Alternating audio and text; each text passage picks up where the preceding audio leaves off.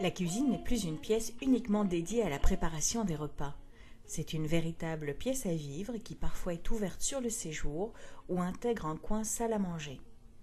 Les enfants se l'approprient et on aime de plus en plus y passer du temps. Il est indispensable de repenser son éclairage en fonction de son usage.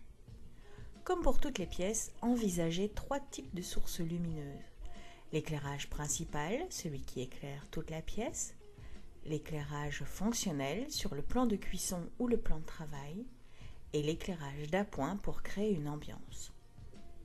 L'éclairage principal doit être suffisamment puissant pour éclairer toute la pièce. Si vous avez une belle hauteur sous plafond, optez pour une suspension.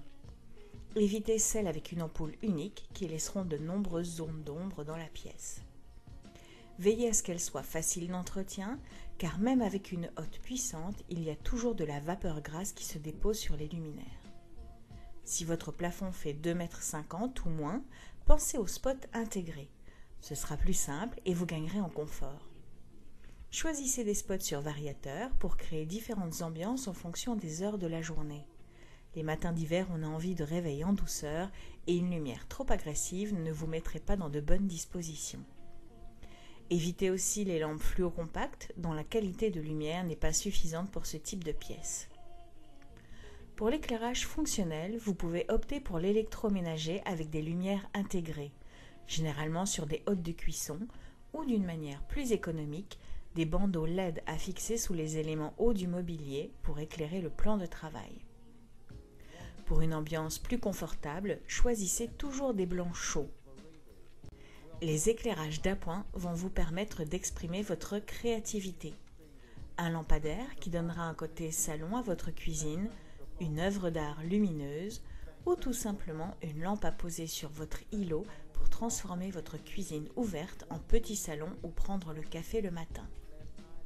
Pensez aussi aux éclairages indirects comme les LED sur les éléments hauts de la cuisine.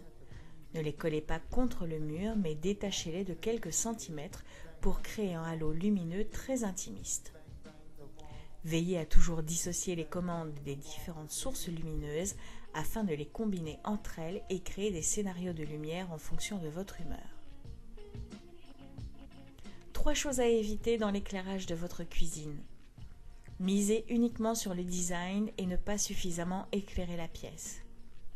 Les spots LED de faible puissance qui n'éclaireront pas suffisamment la pièce, préférez-leur des spots halogènes. Et enfin, les LED de couleur. Votre cuisine n'est pas une discothèque. Jouez la sobriété pour ne pas vous lasser. L'éclairage d'une cuisine s'anticipe, se réfléchit en fonction de vos besoins et de vos habitudes. Prenez le temps de le concevoir. Et si vous misez sur ces 3 types d'éclairage, vous transformerez votre cuisine en pièce à vivre où vous aurez beaucoup de plaisir à passer du temps pour cuisiner ou toute autre activité.